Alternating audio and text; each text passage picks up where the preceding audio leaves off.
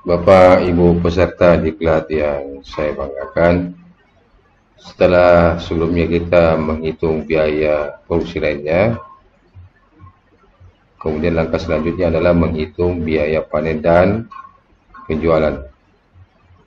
Nah, komponen biaya panen dan penjualan ini ada beberapa komponen biaya. Yang pertama adalah biaya panen, kemudian perontokan, pengeringan ya, kemudian zakat dalam bentuk uang.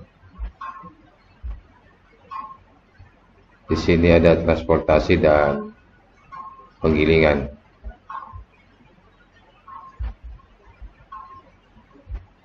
Nah, dalam perencanaan kita, ya, kita mengasumsikan bahwa panen yang kita lakukan itu tidak secara manual, tapi secara mekanis. Tentunya dengan menggunakan sewa jasa panen. Jadi jenisnya di sini adalah sewa jasa panen, ya. Contohnya seperti ini. Nah, ini sewa jasa panen ya, menggunakan combine.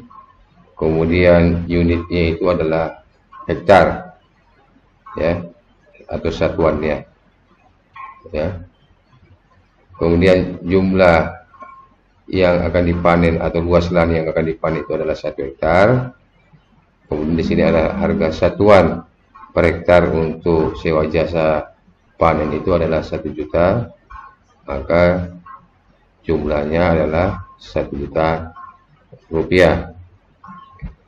Kemudian di sini ada perontokan. Tentu di sini kita tidak mengalokasikan biaya perontokan, karena kalau kita sudah menggunakan combine pada saat panen, itu hasilnya dalam bentuk gabah ya. Jadi tidak perlu lagi perontokan. Kemudian di sini ada pengeringan. Nah, pengeringan juga ini kita tidak ada biaya pengeringan di sini, karena pengeringan itu kita lakukan secara manual. Ya, bisa kita lihat di pengalokasian tenaga kerja untuk pengeringan. Ya, di situ ada tenaga kerja yang kita alokasikan untuk pengeringan secara manual, sehingga kolom ini kita tidak isi. Nah, ini ada zakat ya. Zakat ini besar zakat itu di sini adalah 787.500 rupiah. Angka ini diperoleh dari persentase zakat ya, dikali dengan jumlah produksi, kemudian dikali dengan harga gabah ya. Jadi persentase zakat biasanya 2,5% dari pendapatan. Jadi 2,5% kita kalikan dengan 7.000 kilogram ya, hasil panen kita, dikalikan dengan harga gabah per kilo itu 4.500. Jadi ini hasilnya adalah 787.500 rupiah. Selanjutnya di sini ada transportasi ya. Nah, dalam contoh kasus ini, transportasi kita menggunakan kendaraan roda 2. Itu untuk mengangkut gabah dari lahan ke rumah ya. Asumsinya menggunakan kendaraan roda 2 karena akses jalan ke lahan kita itu tidak memungkinkan untuk kendaraan roda 4 ya. Seandainya kalau sekiranya akses jalan di lahan kita itu memungkinkan untuk kendaraan roda 4, berarti di sini bisa kita menggunakan jenis transportasinya itu adalah kendaraan roda 4 yang mungkin biayanya bisa lebih murah. Nah, di sini unitnya adalah karung ya.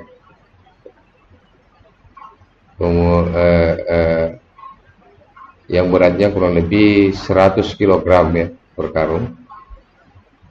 Jumlah karung di sini ada 70 ya, karena produksi kita adalah 7.000 kilo, maka jumlah karungnya adalah 70 ya, karena kita bagi 100 ya. Nah, harga satuan per karung untuk biaya transportasi ini itu Rp10.000. Jadi totalnya adalah Rp700.000. Nah, untuk penggilingan ya, yang ini selanjutnya kita tidak mengalokasikan biaya penggilingan ya, karena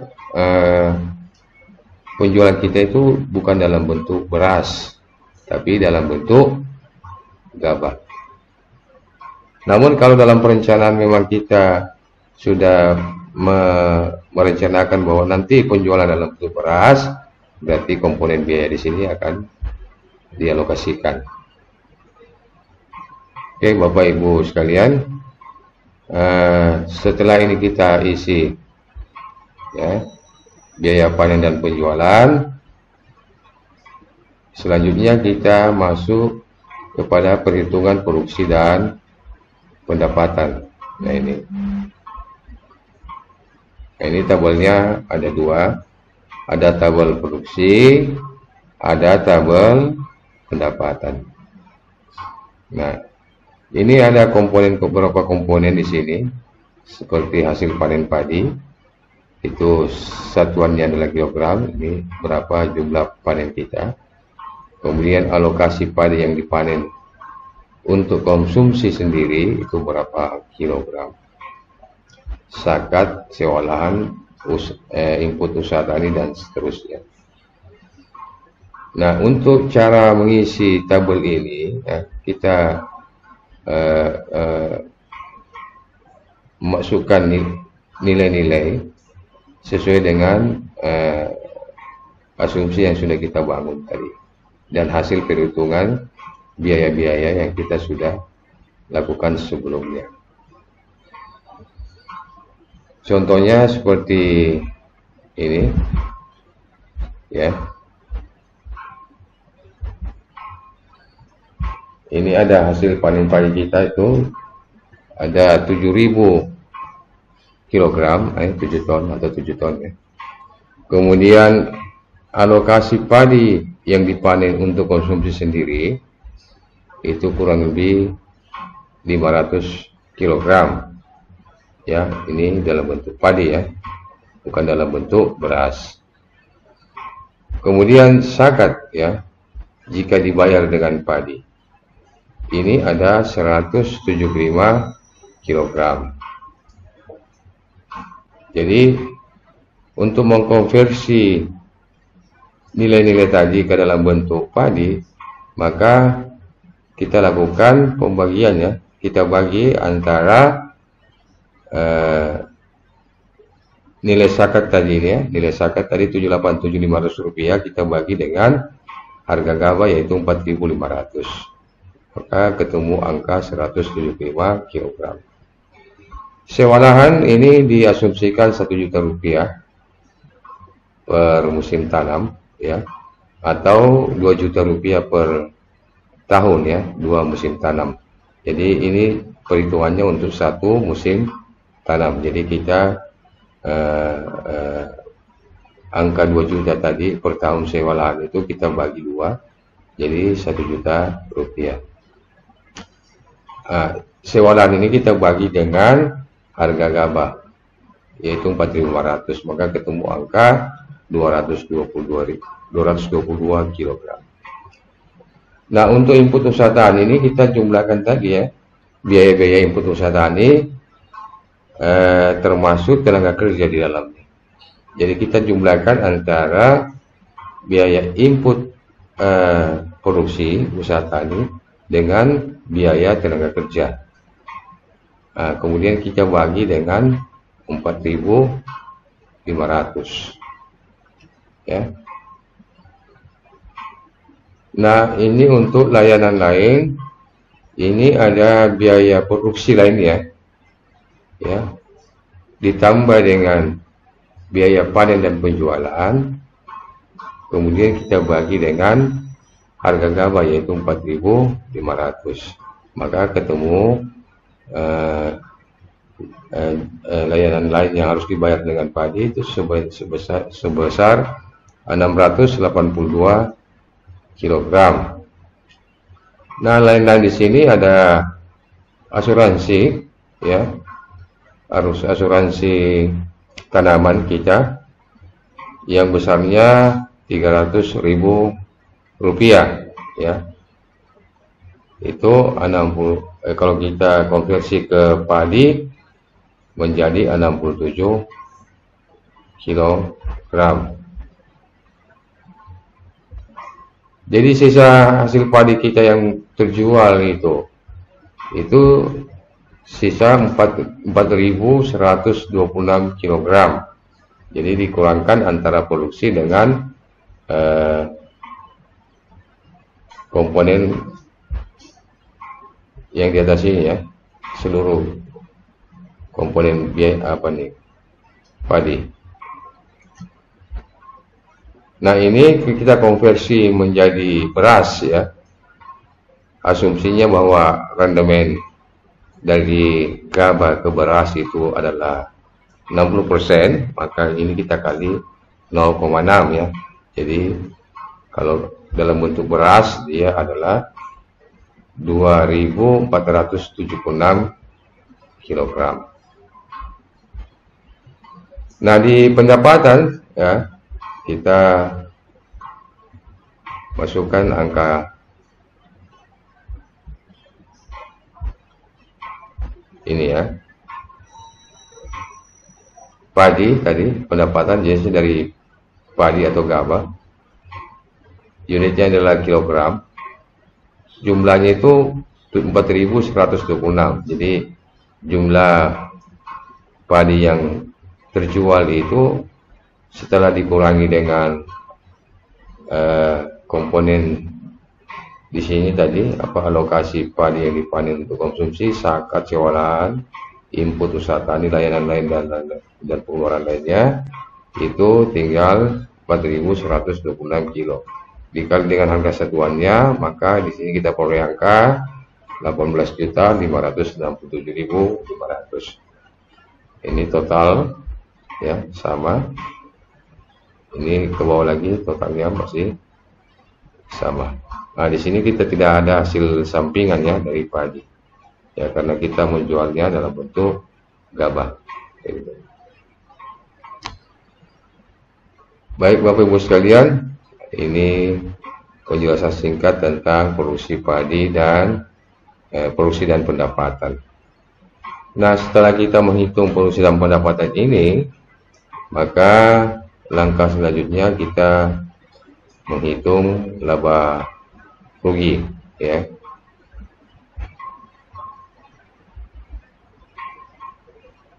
Nah, perhitungan ini, laba rugi ini untuk menilai apakah usaha tani kita itu bisa menghasilkan keuntungan atau laba, ataukah usaha tani kita itu rugi, ya, tidak memberikan keuntungan, ya, atau malah kita negatif, ya, tekor.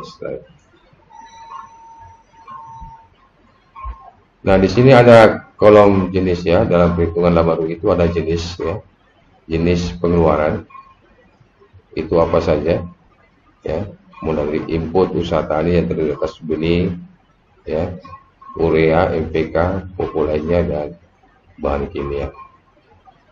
Jadi nilai-nilai ini kita masukkan ke di sini, ya, ke kolom jumlah. Nah, itu kita ambil semua dari kolom sebelumnya, ya, perhitungan sebelumnya, jumlah benih yang kita gunakan berapa, kemudian biaya pupuk berapa, biaya bahan kimia itu berapa, kita pindahkan ke kolom jumlah, ya. Contohnya seperti ini. Nah, ini.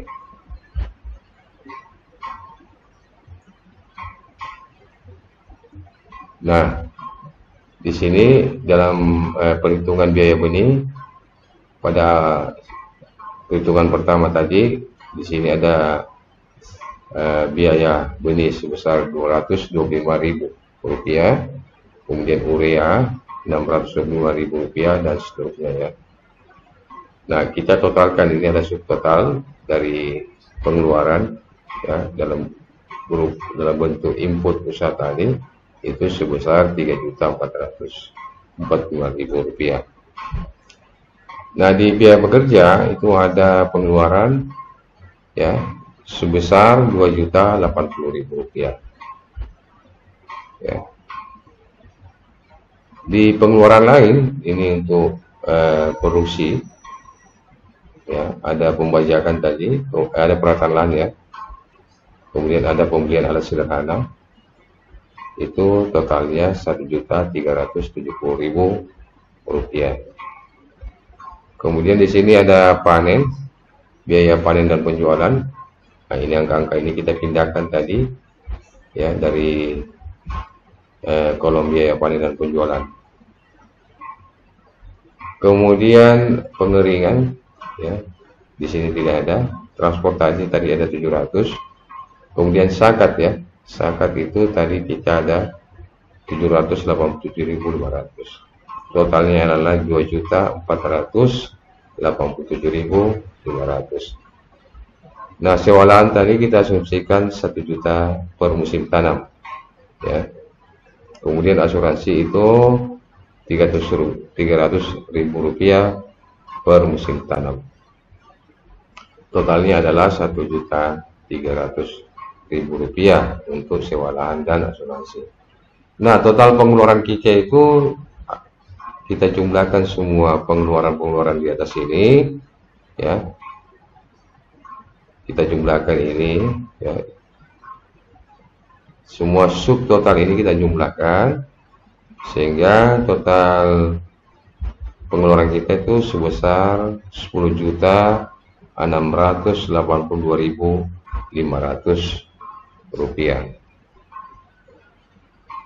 Nah, dari sisi pendapatan ya, kita isikan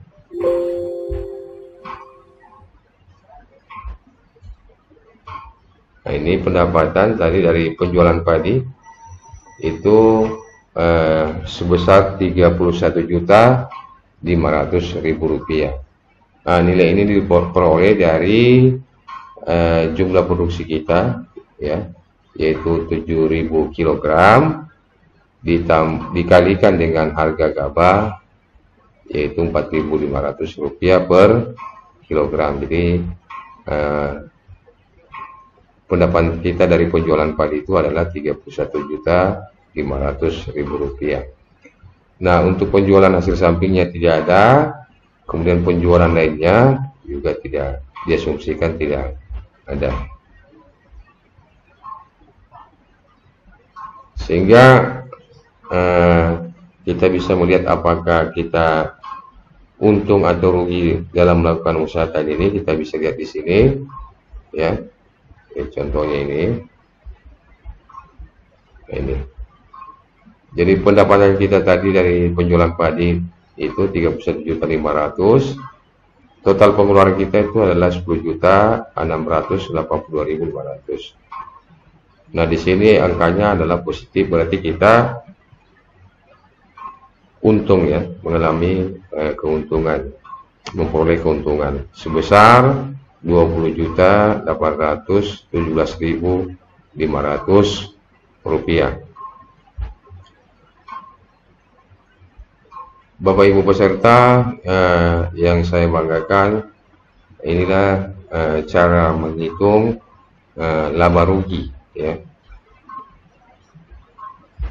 Oke, langkah selanjutnya setelah kita menghitung laba rugi ini, kita menghitung arus kas usaha tani ya. Kita menghitung arus kas usaha tani. Bapak Ibu peserta perhatian, setelah kita menghitung laba rugi, maka langkah selanjutnya adalah menghitung arus kas atau cash flow dari kegiatan usaha tani. Dalam menghitung arus kas ini, di sini ada kolom deskripsi, ya, dengan komponen utamanya adalah pendapatan dan pengeluaran, ya. Masing-masing memiliki sub komponen. Kemudian di sini ada bulan, ya, April sampai September. Ini masa tanam kita itu di MT1 April sampai dengan September. Kemudian ada total. Nah, kolom-kolom ini kita isikan, ya. Ini ada kolom pendapatan. Ini ada itemnya dari hasil penjualan, pendapatan dari hasil penjualan. Di April itu berapa, di Mei itu berapa, Juni itu berapa. Kalau terjadi penjualan, ya. Nah, contohnya seperti ini.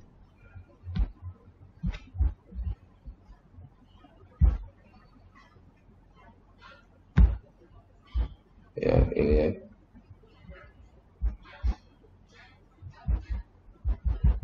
Nah, kita lihat di pendapatan dari hasil penjualan, ya. Itu di April kan kita belum ada penjualan. Mei juga begitu, Juni, Juli, Agustus, ya. Nanti di September itu ada pendapatan dari penjualan gabah dari hasil panen kita. Kemudian penjualan produk samping juga di bulan April tidak ada, ya. Sampai dengan Agustus, September tidak ada. Kemudian pendapatan lainnya yang kita alokasikan untuk kegiatan usaha tani ini juga tidak ada, ya. Jadi pendapatan hanya ada dari penjualan hasil panen sebesar Rp31.500.000 di bulan September. Kemudian untuk pengeluaran, ya, sehingga di sini ada total pendapatan, ya. Sebelum kita masuk ke pengeluaran, kita jumlahkan semua ini pendapatan di bulan April, ya. Di sini kita lihat April itu kosong, ya. Mei juga kosong, Juni, nanti di September ada pendapatan. Nah, di kolom pengeluaran ini kita masukkan input, ya, usaha tani berupa benih. Nah, pengeluaran kita alokasikan di pembelian benih itu di bulan April, ya. Begitu pula urea, pupuk urea, NPK, pupuk lainnya dan bahan kimia itu kita lakukan pembelian di bulan April sebelum kita menanam. Jadi totalnya adalah Rp3.445.000, ya. Kemudian tenaga kerja, nah ini kita alokasikan. Di April itu belum ada tenaga kerja yang kita alokasikan. Di bulan Mei kita alokasikan tenaga kerja, ya, biaya tenaga kerja itu Rp960.000. Ini merujuk kepada perhitungan biaya tenaga kerja yang kita sudah lakukan sebelumnya. Nah, ini Rp960.000 itu adalah jumlah tenaga kerja yang kita gunakan dikali dengan harga satuannya. Untuk bulan Mei awal tanam biasanya ini ada tenaga kerja untuk pengenangan lahan dan tenaga kerja untuk penanaman yang kita sewa. Kemudian untuk tenaga kerja di bulan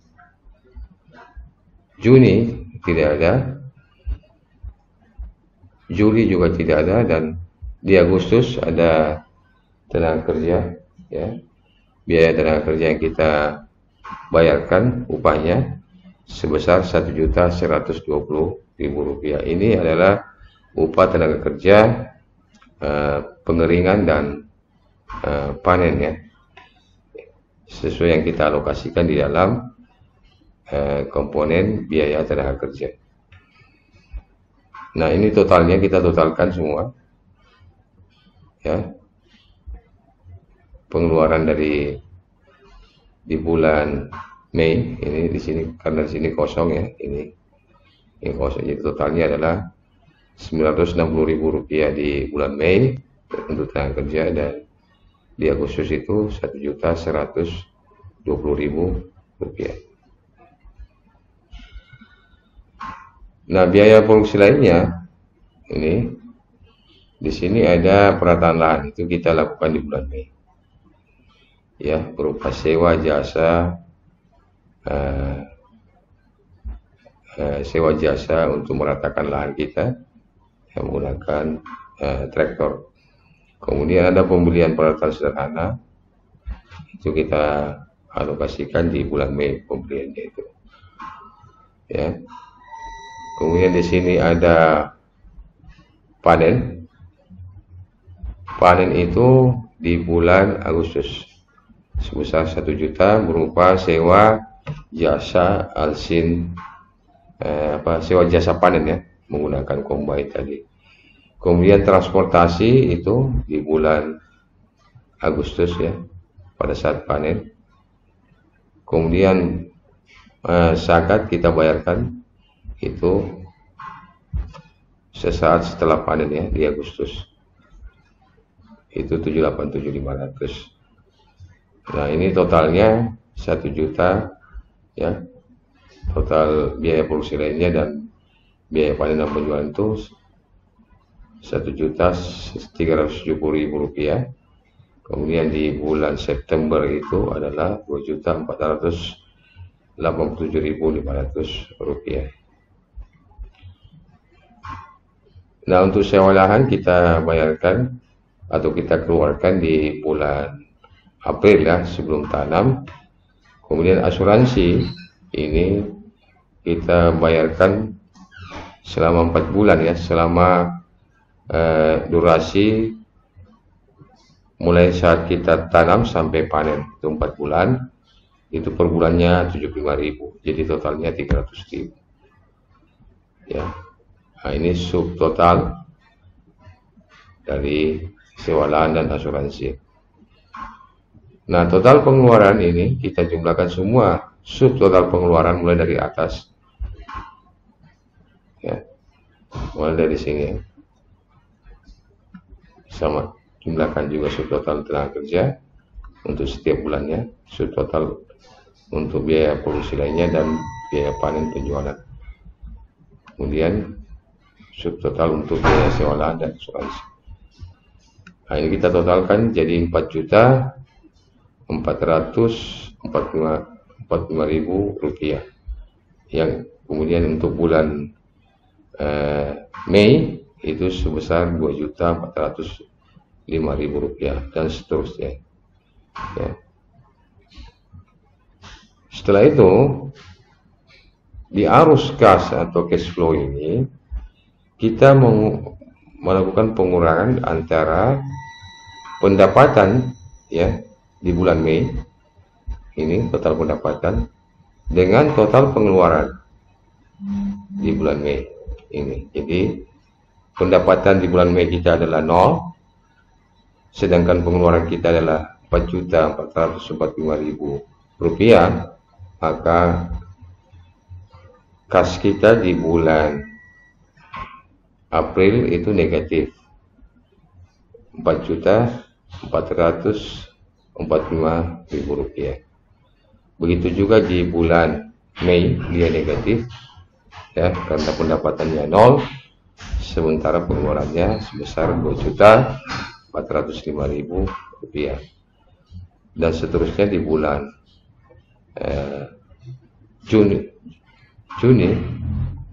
Juli dan Agustus itu negatif. Sementara di bulan September dia positif karena di bulan September tidak ada pengeluaran, sementara kita di sini ada pendapatan ya ini. Jadi dia positifnya di bulan bulan September. Nah, ini kita totalkan semua ya. Kita lihat di sini bahwa arus kas kita selama 5 bulan itu negatif, dan positifnya nanti di bulan ke-6, yaitu di bulan September.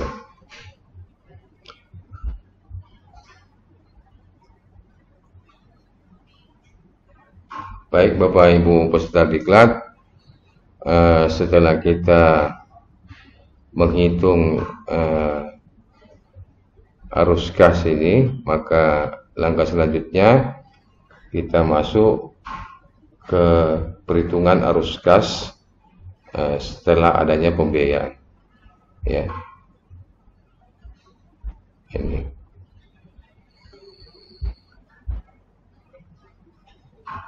Nah, arus kas setelah ada pembiayaan ini itu untuk menentukan berapa besarnya modal kerja pembiayaan kita, ya, dalam kegiatan usaha tani. Nah, di sini kita ada kolom, ya, ada tabel arus kas kegiatan usaha tani sebelum pembiayaan. Jadi semua arus kas tadi itu kita pindahkan ke kolom ini, yang ini tadi, ya, ini semua ini kita pindahkan ke tabel ini, ya. Ya, contohnya kita seperti ini, ya, kita pindahkan.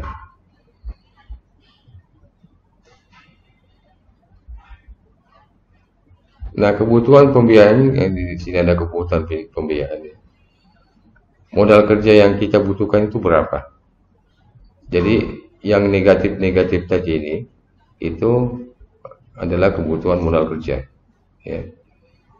Jadi totalnya itu kalau kita lihat di sini itu adalah 10 juta, ya, total pengeluaran ini 10.682.500. Nah, ini kita isikan ke kolom ini, ya, seperti ini, ya, kira-kira. Nah, dari modal kerja yang kita butuhkan ini, apakah semua dari modal sendiri bisa seperti itu, atau semuanya dari pinjaman baik ke bank, ya, koperasi, ataupun pinjaman kepada teman, ya, bisa seperti itu, atau kombinasi antara keduanya, antara modal sendiri dan pinjaman. Nah, dalam contoh ini saya asumsikan bahwa untuk memenuhi kebutuhan modal kerja ini bersumber dari modal sendiri itu sebesar 682.500. Nah, sumber pendanaan lain yang bisa dipinjam itu sebesar 10 juta, adalah selisih dari 10.682.500, ya, dengan modal sendiri. Jangka waktu pengembalian itu 1 musim tanam, ya, 6 bulan. Ini kita isikan. Kemudian kalau kita pinjam dengan menggunakan fasilitas KUR, ya, kredit usaha rakyat, ya, suku bunga pinjaman itu per tahun itu kurang lebih 6% per tahun, ya. Per musim tanam berarti dia 3%, setengah dari 6% ini, ya. Sehingga sumber dana lain yang harus kita bayarkan nantinya setelah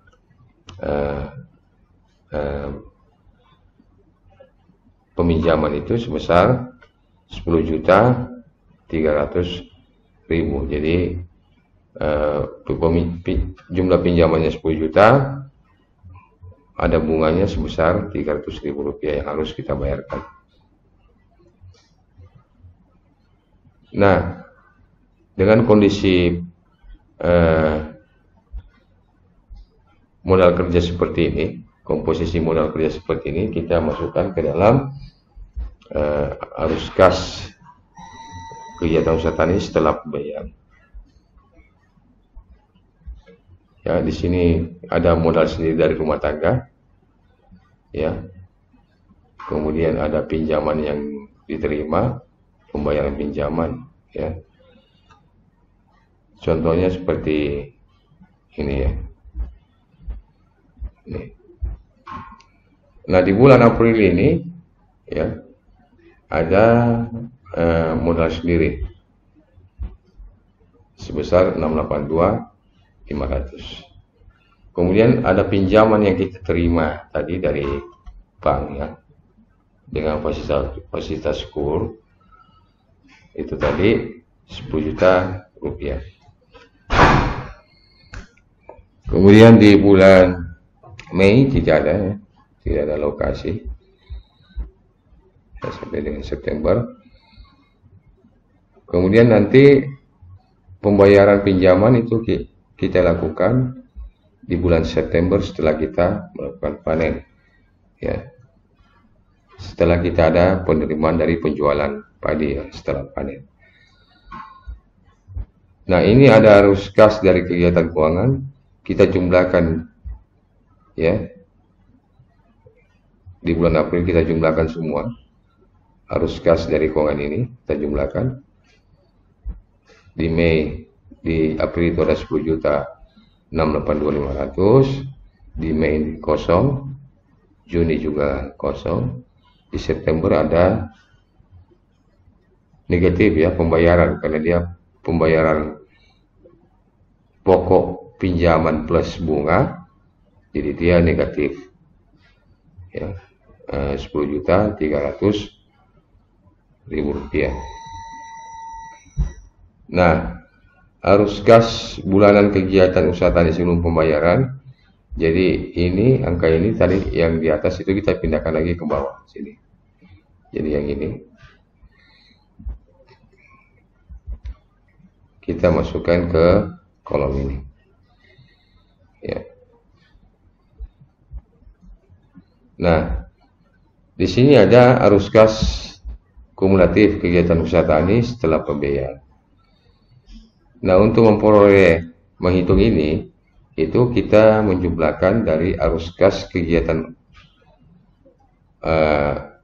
keuangan, ya yang ini, kita jumlahkan dengan arus kas kegiatan usaha tani sebelum pembiayaan. Ya, kita lihat di bulan April, kita jumlahkan 10.682 ditambah dengan negatif atau minus 4.445.000 rupiah, maka di bulan April kas kita itu masih ada sebesar 6.237.500. Nah, ini di bulan Mei ya,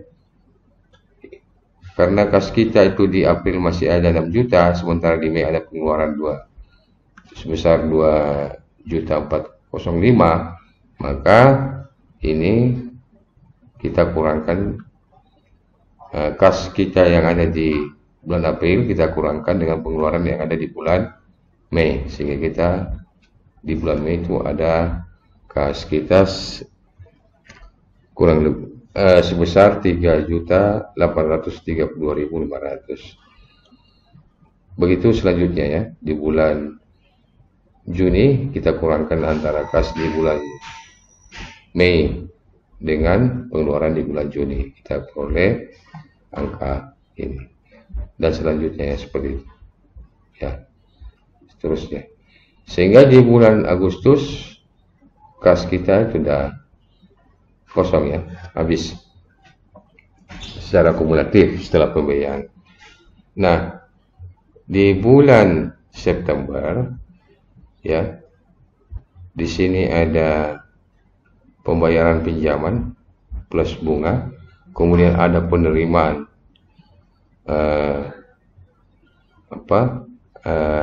dari penjualan, kita jumlahkan menjadi 21.200.000 rupiah ya. Nah, inilah sebenarnya angka ini itu adalah angka keuntungan setelah pembiayaan, tapi di dalamnya masih terdapat komponen modal sendiri rumah tangga. Jadi di bulan September kas kita ada 21 juta, kita kurangkan lagi dengan kita keluarkan modal sendiri dari rumah tangga, sehingga kita memperoleh keuntungan sebesar atau kas kita itu keuntungan kita sebesar 20.517.500. Nah, di sini kita bisa lihat bahwa keuntungan yang kita peroleh sebelum pembiayaan itu adalah 20.817.500, sementara setelah pembiayaan itu sebesar 20.517.500. Jadi di sini ada selisih sebesar Rp300.000. Selisih ini sebenarnya adalah untuk pembayaran bunga pinjaman, ya, sebesar Rp300.000. Oke, Bapak Ibu sekalian,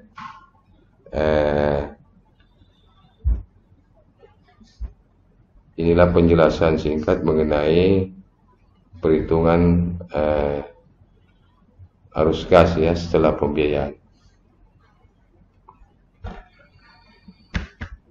Nah, setelah ini kita masuk kepada perhitungan yang lain-lain, ya, perhitungan lain-lain. Ini ada dalam lain-lain ini, di sini ada jumlah makanan pokok yang dibeli, kemudian keuntungan atas tenaga kerja keluarga, kemudian ada hasil panen, ya. Nah, jumlah di sini dalam jumlah makanan pokok yang dibeli, ya, ada uraiannya berupa jumlah musim tanam padi per tahun, ya. Jadi dalam satu tahun itu berapa musim tanam, ya. Jadi bisa 1, bisa 2 ataupun 3, ya. Jadi maksimal 3. Kemudian jumlah anggota keluarga itu ada berapa, ya. Rata-rata konsumsi padi per tahun per anggota keluarga itu berapa, ya. Jadi kita isikan tabel ini contoh seperti ini.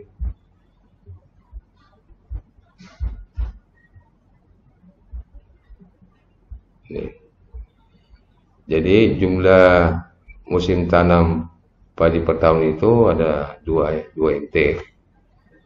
Kita tuliskan 2. Nah, jumlah anggota keluarga kita itu ada 5, ya. Misalnya Pak Mirullah itu punya anggota keluarga ada 5. Kemudian rata-rata konsumsi padi per tahun per anggota keluarga itu kita asumsikan 250 kg atau setara dengan 150 kg beras, ya. Kemudian di sini ada rata-rata konsumsi padi per tahun untuk konsumsi keluarga, ya.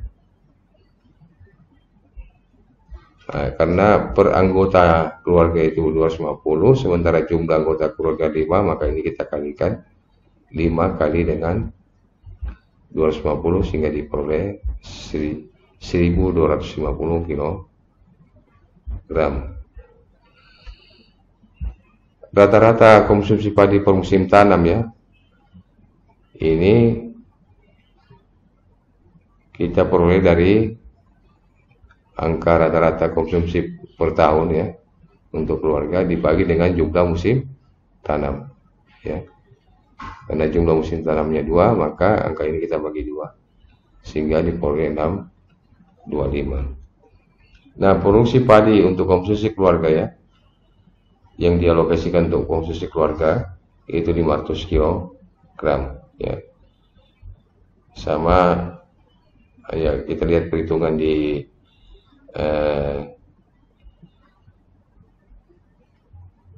pendapatan dan penjualan, ya.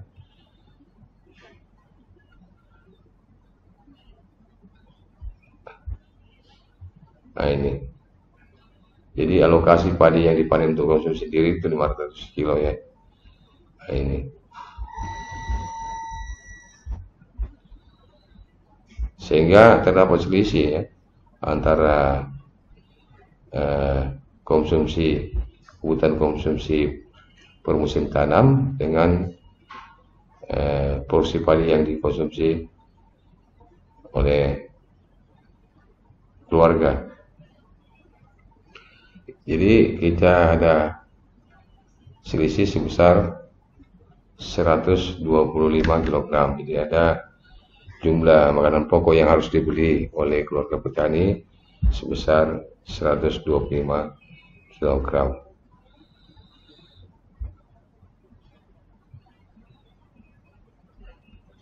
Kemudian selanjutnya adalah upah bagi pekerja dari keluarga. Ya.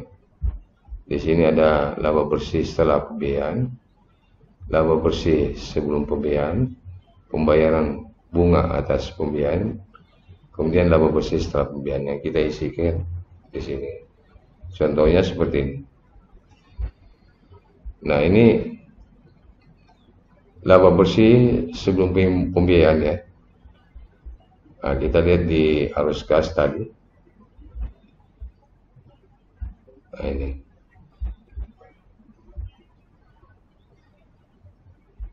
Ini ya, sebelum pembiayaan ini.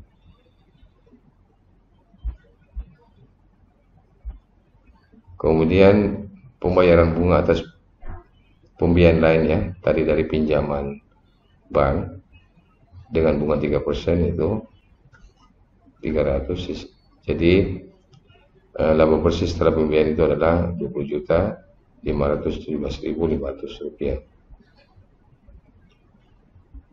Kemudian jumlah nilai padi yang disimpan untuk konsumsi rumah tangga. Di sini adalah ada jumlah padi yang disimpan untuk konsumsi keluarga tadi itu 500 ya. Yang ini. Kemudian di sini ekuivalen dengan beras. Ya, asumsinya bahwa rendemen dari padi atau gabah menjadi beras itu adalah 60%. Di ini kita kalikan 60%, jadi 300 kilo. Kemudian harga pasar untuk beras 10.000, maka nilai padi yang dikonsumsi itu sebesar 3 juta rupiah. Nah, ini kemudian yang ketiga adalah nilai padi yang digunakan untuk membeli input usaha tani dan membayar sewa lahan. Jadi jumlah padi yang digunakan itu sebesar ini 2.374 kilogram. Ya, ini kita peroleh dari mana ya? Angka ini kita peroleh dari jumlah yang di sini ya tadi, Bang.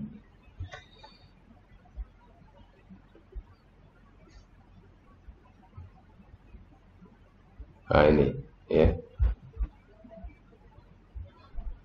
Kita jumlahkan semua angka ini. Ya. Ini di luar selain ini ya, ini tidak masuk karena dia sudah berdiri sendiri.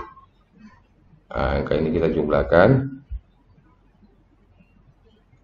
maka diperoleh ini 2.374 kilogram padi. Kalau ekuivalen dengan beras itu setara dengan 1.424 kilogram. Ya, dengan asumsi tadi rendemen 60%.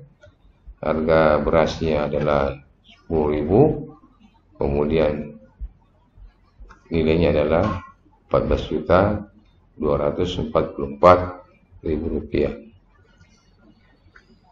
Nah, di sini ada jumlah hari kerja untuk pekerja dari keluarga, ini ada 39 ya. Tentu angka ini kita peroleh dari input tenaga kerja yang di sini. Ini ada 39 hari kerja.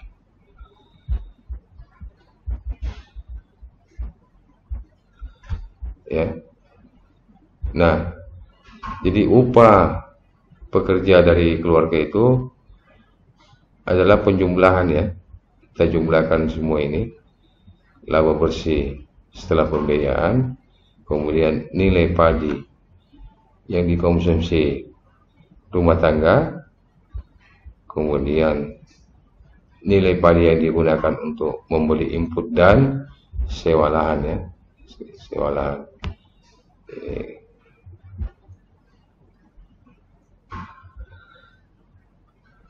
Nah, setelah kita jumlahkan ini, kita bagi dengan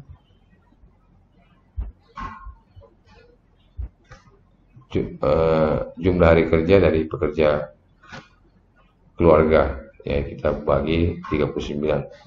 Nah, kita boleh angka 968.244 rupiah. Jadi inilah upah dari tenaga kerja, ya, sebesar 968.244 rupiah per hari. Jadi kegunaan daripada perhitungan ini, ya, upah ini kita bisa bandingkan dengan komoditas lainnya yang diusahakan. Misalnya kita bandingkan dengan jagung, berapa upah pekerja yang diperoleh untuk jagung, ataupun dengan komoditas lainnya, ya, sehingga nanti petani bisa memutuskan mana komoditas yang bisa memberikan upah yang lebih besar. Oke, demikian Bapak Ibu sekalian penjelasan tentang bagaimana menghitung